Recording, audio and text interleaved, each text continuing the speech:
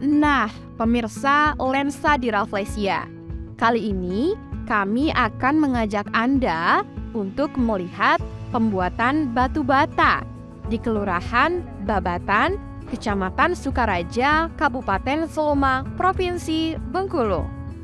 Di kelurahan yang berbatasan langsung dengan kota Bengkulu ini, ada satu RT, yakni RT 07, yang mayoritas warganya memproduksi batu bata. Maka tidak heran jika di sepanjang jalan yang saya lalui, di kiri dan di kanan dipenuhi bedeng batu bata atau tumpukan tanah di depan halaman rumah warga. Meski tidak bisa dihitung secara matematika, namun sejak puluhan tahun lalu, mayoritas warga di Kelurahan Babatan ini telah menjalani profesi sebagai perajin batu bata. Hal ini didukung oleh sumber daya alam, yakni tanah liat yang cukup melimpah sebagai bahan baku pembuatan batu bata.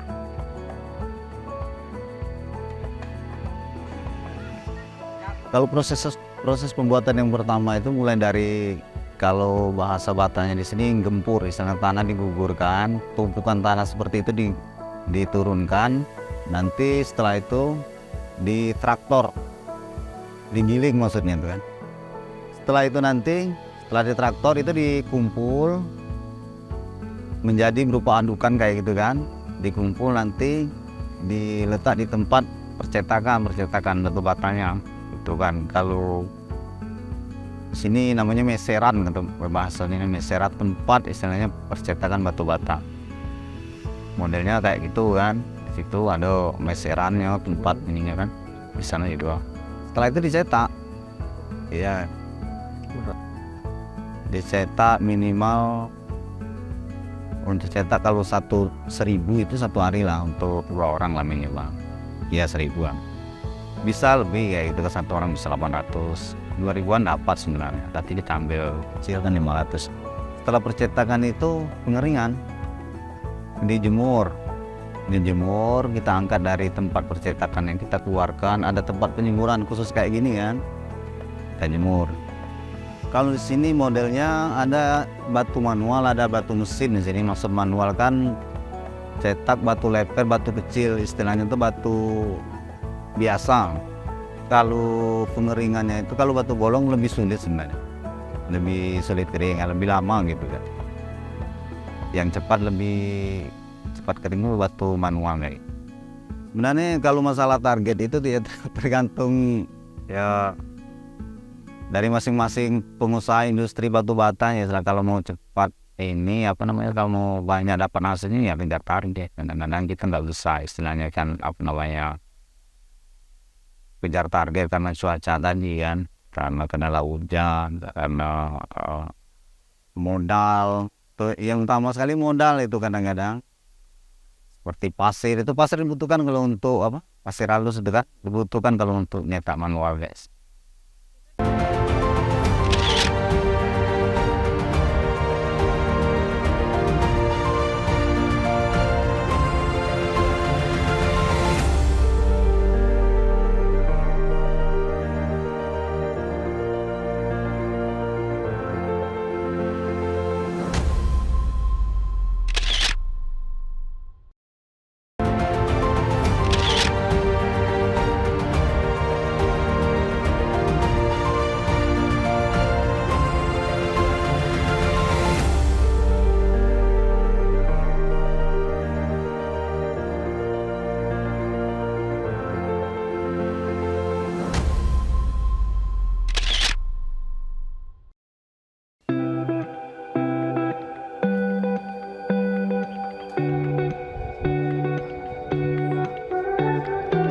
Dalam proses produksi bata harus melalui tahap kegiatan seperti mencetak tanah, mengeringkan, dan membakarnya agar menjadi lebih merah.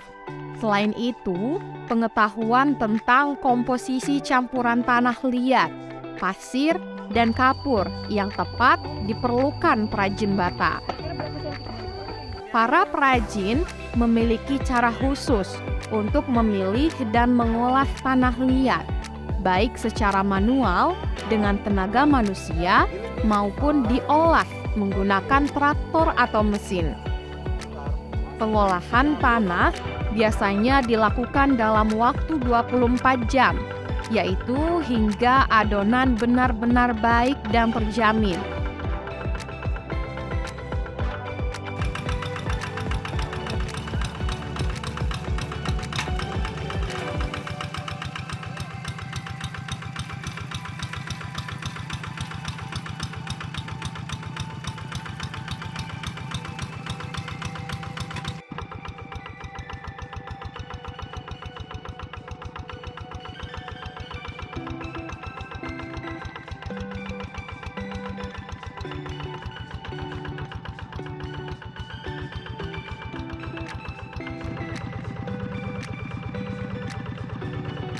Selanjutnya, dapat dilakukan tahapan berikutnya, yakni mencetak bata sesuai ukuran yang telah ditetapkan.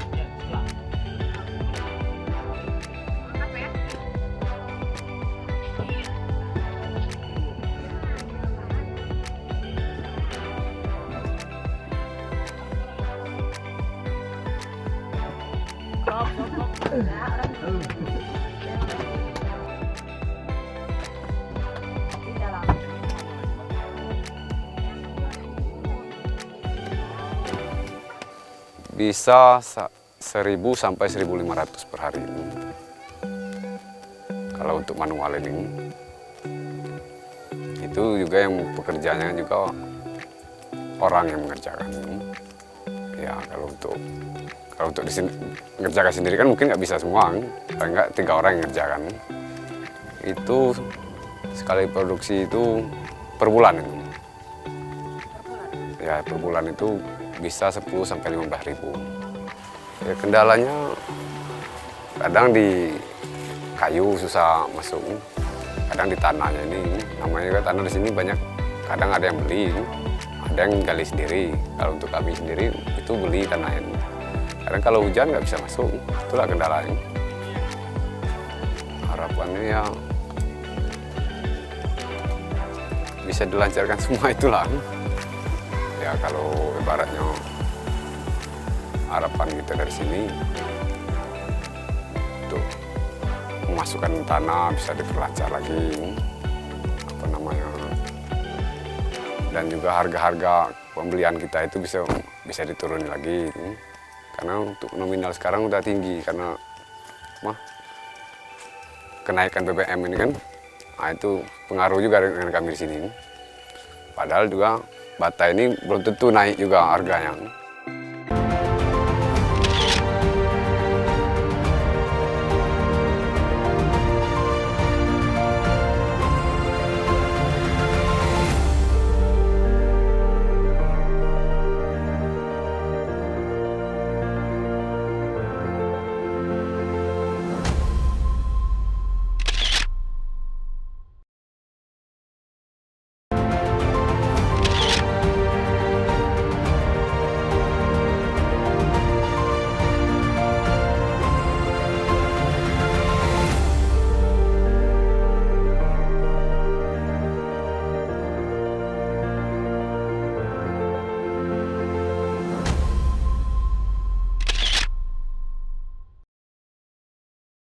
Ini kemana lagi, Mbak?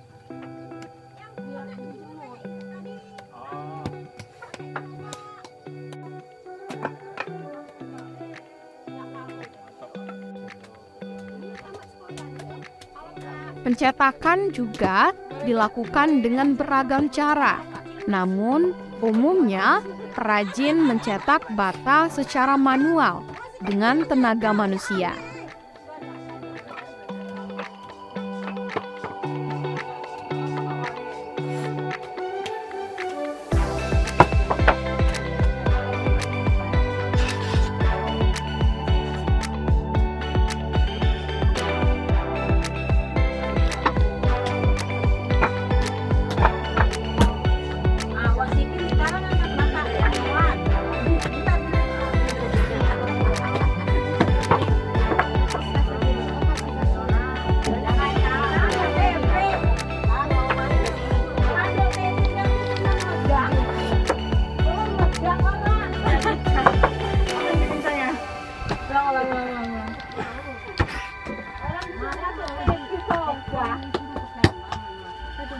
Yang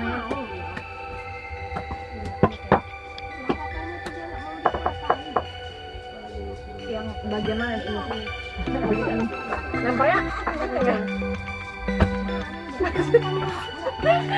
Ternyata harus tenaga kuat ya. Terus oh ini buat ini kawat biasa ya?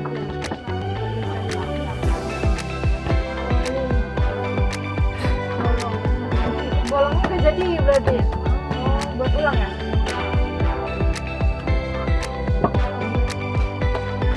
Jadi belum?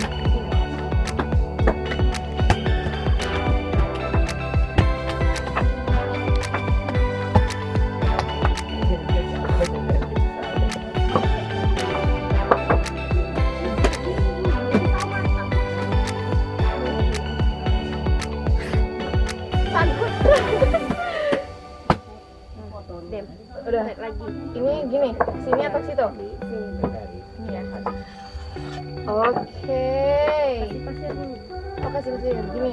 Enggak ini. Oh, ini. Oh, iya iya iya. Terus ini gini. Ini terus ini tadi dikasih enggak. Terus ini dulu. Oh gini. Gini. Terus pakai ini. Oh gitu. Terus ditaruh ini.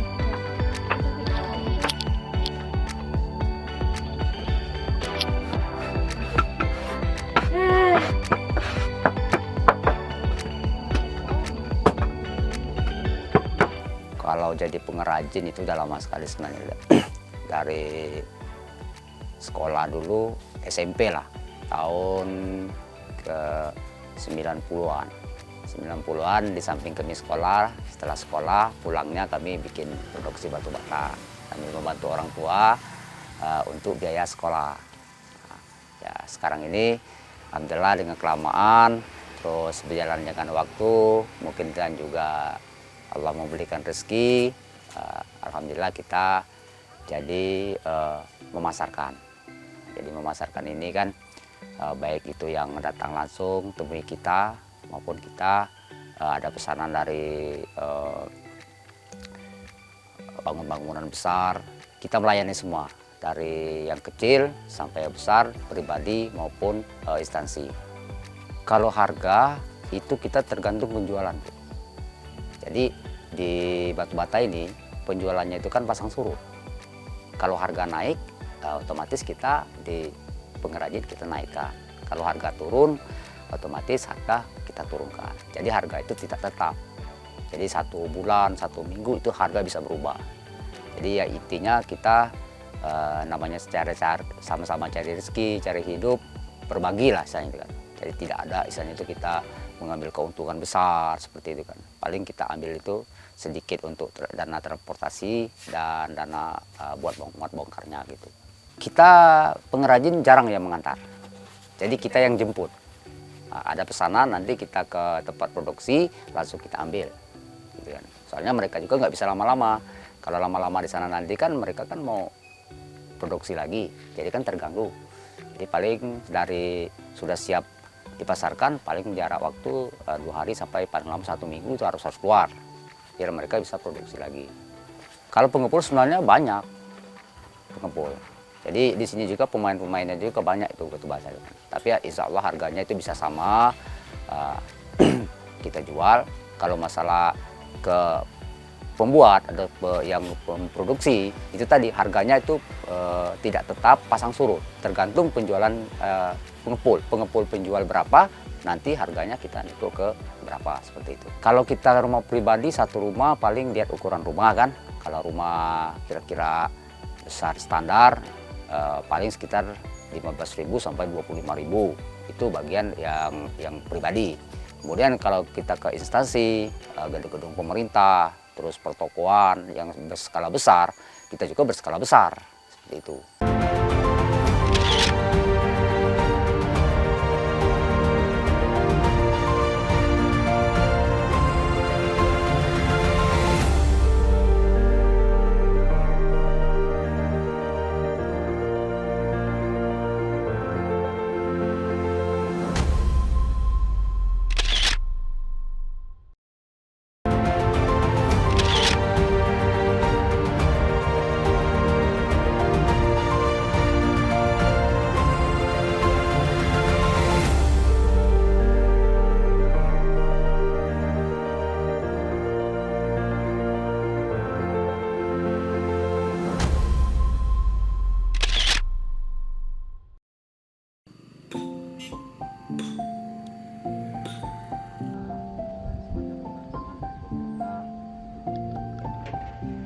Perajin juga memiliki cara tersendiri dalam memproduksi bata agar tidak retak. Salah satunya, tahap krusialnya adalah di proses pengeringan. Jika matahari terlalu terik, maka bata merah akan cepat kering di luar, namun di dalamnya masih basah. Penjemuran dengan menatanya secara rapi, tanpa terkena sinar matahari secara langsung. Hal ini dilakukan selama 7 hari, dan itu tergantung dengan kondisi cuaca. Proses akhir adalah memasukkan bata yang kering untuk dilakukan proses pembakaran. Hal ini dilakukan selama 24 jam dengan menggunakan kayu bakar. Untuk bahan kayu bakar sendiri, perajin biasanya membeli kayu bakar sisa, hasil industri kayu dengan harga bervariasi.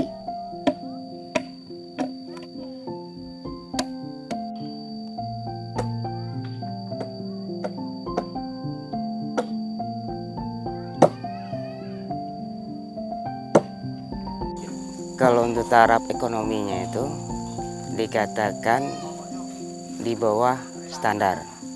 Masalahnya kalau kita perajin batu bata selama ini itu kerja hanya sekedar cukup untuk makan. Kalau untuk kebutuhan yang lain itu mungkin agak sulit. Masalahnya kebanyakan kami di sini perajin batu bata selama ini nih, yang mau dikerjakan itu sudah dimakan dulu. Jadi memang kalau untuk perekonomian mungkin di bawah standar untuk taraf hidup yang normal. Kalau untuk itu kami di sini nih masyarakat Babatan khususnya RT 7 itu buruh harian. Karena kami ini kerja kalau dihitung itu untuk nominal itu mungkin di angka 50.000 per hari. Itu kalau di angka nominal. Kalau bahasanya untuk kebutuhan sehari-hari di angka 50.000 per hari itu di bawah standar untuk minimum keluarga untuk makan. Jadi kalau itulah yang dikatakan, makanya hampir satu keluarga itu kerja semua. Bukan bahasanya per kepala keluarga. Mereka seluruh keluarga itu kerja turun karena untuk mencukupi kebutuhan mereka. Kalau kendala utama itu sebenarnya itu kalau untuk dilihat dari kondisinya itu sebenarnya untuk dana operasional. Karena dana operasional itu kalau kami bahasanya beli kontan ataupun hutang itu perbedaannya agak jauh. Nah, jadi kalau kita umpamanya membeli bahan pasir, itu kalau kita kontan, itu satu mobil carry itu 200. Kalau kita hutang, setelah kita pembayaran nanti setelah batu terjual, itu bisa 250 sampai 300. Dan begitu pula kayu. Kayu kalau kontan kita beli 300, itu kalau kita hutang setelah pembayaran batu laku itu sekitar 350 sampai 400. Jadi yang terutama kendala ini dari modal. Kalau yang perbedaan dari pandemi sampai sekarang itu perbedaannya memang ada. Waktu pandemi itu kami memang perekonomian kita turun drastis karena pengeluaran dan produksi batu bata itu tidak stabil. Produksi batu bata terus, tapi keluar itu tidak ada pengeluaran. Jarang ada operasional pengeluaran batu bata itu keluar dari korup bata. Kalau kini alhamdulillah walaupun harga itu masih turun, tapi alhamdulillah kalau untuk operasi bata keluar itu sudah agak lancar sedikit. Kalau untuk pengeluaran batu bata masa untuk dari pandemi kemarin tuh per bulan kemungkinan cuman 10.000 atau 20.000 per bulan keluar. Tapi kalau gini alhamdulillah sekitar 50.000 per bulan tuh keluar untuk seluruh RT 7. Kalau harapan untuk perajin itu sama semangat. Tapi kalau untuk harapan yang ke atas, kami khususnya RT7 kalau bisa memohon yang di atas, meminta bantuan istilahnya untuk operasional kami kerja. Karena operasional kerja itu bisa membantu sekali untuk kemajuan kami di RT7. Karena bahasanya kalau untuk selama ini kan itulah dikatakan biaya itu sudah kami makan dulu sebelum kami kerja. Maksudnya kami minta tolong bantuan kalau ada seandainya ada cucuran dana dari pemerintah itu untuk dana lunak, untuk bantuan masyarakat khususnya masyarakat RT7 itu kan bisa membantu untuk istilah operasional kami bekerja, mengurangi hutang. Kalau kita mengurangi biaya-biaya pengeluaran kalau kita berhutang, itu aja.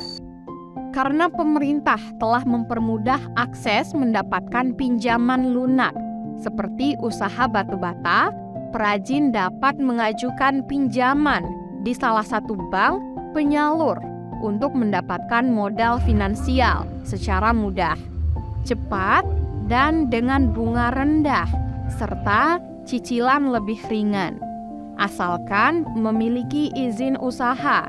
Dengan demikian, usaha para perajin batu bata ke depan dapat lebih berkembang dengan baik.